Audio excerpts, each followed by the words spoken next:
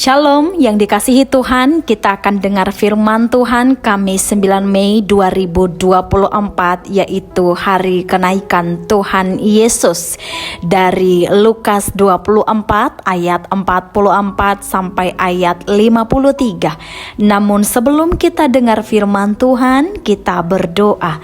Sungguh kami kagum atas kebaikan-Mu Tuhan yang tidak pernah tinggalkan hidup kami. Hingga sampai detik ini kami tetap rasakan kebaikan Tuhan dalam hidup kami. Kami boleh sehat, kami boleh bersuka cita, itu semua atas penyertaan Tuhan. Saat ini juga kami akan dengarkan Engkau berfirman, maka berfirmanlah di antara kami agar kami boleh dikuatkan kembali dalam menjalani hidup kami. Dalam Tuhan Yesus kami berdoa. Amin. Kita dengar firman Tuhan dalam Lukas 24 ayat 44 sampai ayat 53. Demikian firman Tuhan. Ia berkata kepada mereka, "Inilah perkataanku yang telah kukatakan kepadamu ketika aku masih bersama-sama dengan kamu, yakni bahwa harus digenapi semua yang ada tertulis tentang aku dalam kitab Taurat, Musa, dan kitab Nabi-Nabi, dan kitab Mazmur." Lalu ia membuka pikiran mereka sehingga mereka mengerti kitab suci. Katanya kepada mereka, ada tertulis demikian, Mesias harus menderita dan bangkit di antara orang mati pada hari yang ketiga. Dan lagi, dalam namanya berita tentang pertobatan dan pengampunan dosa harus disampaikan kepada segala bangsa, mulai dari Yerusalem. Kamu adalah saksi dari semuanya ini, dan aku akan mengirimkan kepadamu apa yang dijanjikan Bapakku. Tetapi kamu harus tinggal di kota ini sampai kamu dilengkapi dengan kekuasaan dari tempat tinggi. Lalu Yesus membawa mereka keluar kota sampai dekat Betania. Di situ ia mengangkat tangannya dan memberkati mereka. Dan ketika ia sedang memberkati mereka, ia berpisah dari mereka dan terangkat ke sorga. Mereka sujud menyembah kepadanya. Lalu mereka pulang ke Yerusalem dengan sangat bersukacita. Mereka senantiasa berada di dalam bait Allah dan memuliakan Allah. Yang terkasih dalam nama Tuhan, sebagai anak-anak Tuhan, kita harus punya keyakinan besar bahwa kita tidak pernah ditinggalkan oleh Tuhan kita. Sebab kita punya Allah yang hidup. Ini merupakan peristiwa besar yang sampai saat ini semua makhluk mengakuinya sebab punya data-data yang akurat. Alkitab mencatat ketika Yesus naik ke sorga, dia tidak meninggalkan begitu saja murid-muridnya yang sudah bersama-sama dengan dia selama bertahun-tahun. Kisah Para Rasul 1 mencatat bahwa setelah Yesus bangkit, selama 40 hari ia berjalan berkeliling menampakkan dirinya kepada murid-muridnya, hanya ingin memberitahu, I am here, aku hidup, aku menang. Dia membuktikan kepada murid-muridnya untuk murid-muridnya boleh menjadi saksi di kemudian hari bahwa Yesus adalah Tuhan yang hidup. Dalam nats ini Yesus mengingatkan kembali atas perkataannya yang pada waktu Yesus bersama-sama dengan muridnya waktu khotbah di bukit.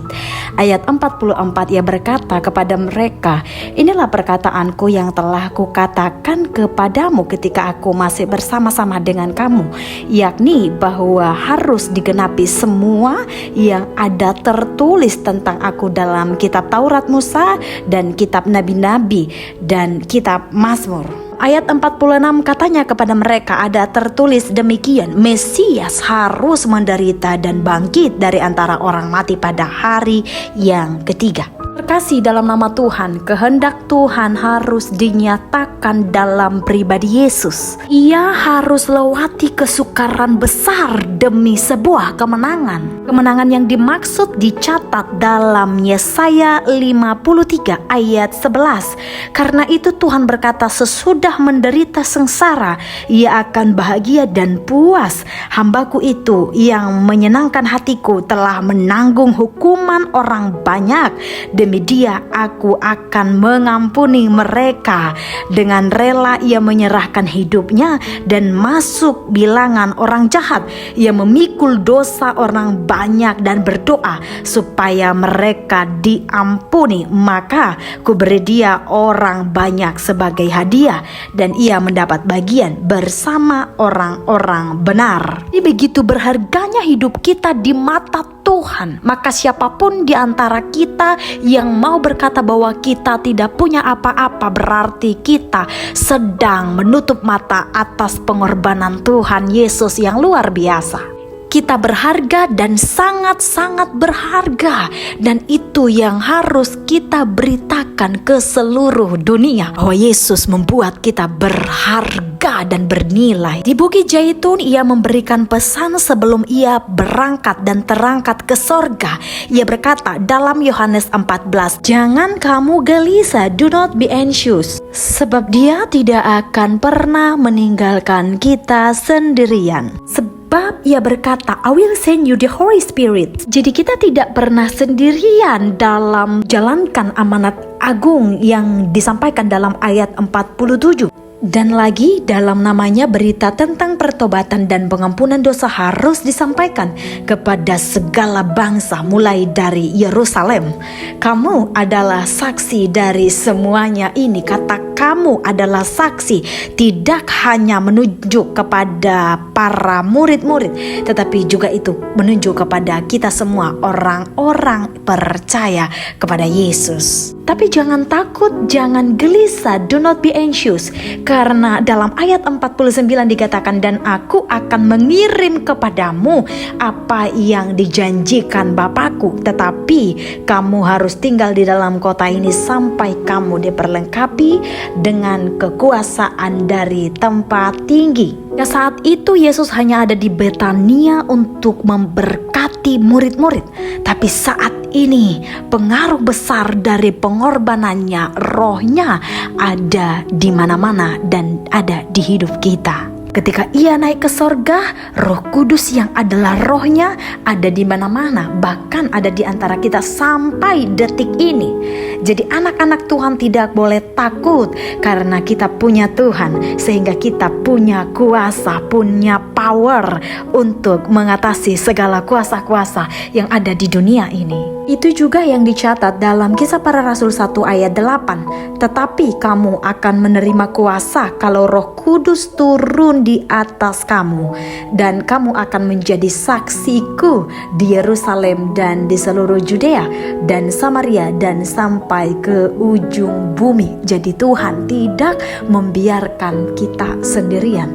Tuhan bersama-sama dengan kita sebab Dia adalah Tuhan yang hidup. Efesus 1 ayat 19 juga berkata, "Dan betapa hebat kuasa bagi kita yang percaya sesuai dengan kekuatan kuasanya yang dikerjakannya di dalam Kristus dengan membangkitkan Dia dari antara orang mati dan mendudukkan Dia di sebelah kanannya di sorga." Yang terkasih dalam nama Tuhan, kita punya kuasa yang hebat sebab kita punya Tuhan yang hidup. Untuk itu jangan pernah takluk oleh kuasa-kuasa yang ada di dunia ini, tapi kuasa yang ada di dunia ini harus tunduk kepada kuasa Tuhan yang kita percaya dan yang kita andalkan. Kita diberi kuasa dan pakailah untuk menjadi saksi, memberitakan bahwa hidup ini berharga, bahwa hidup ini bernilai, sebab Yesus telah menjadikan kita berharga. Jika di mata Tuhan kita berharga, maka tidak ada alasan untuk kita berkata bahwa kita tidak punya apa-apa. Tuhan kita maha kaya, Tuhan kita tidak pernah tinggalkan kita sendirian.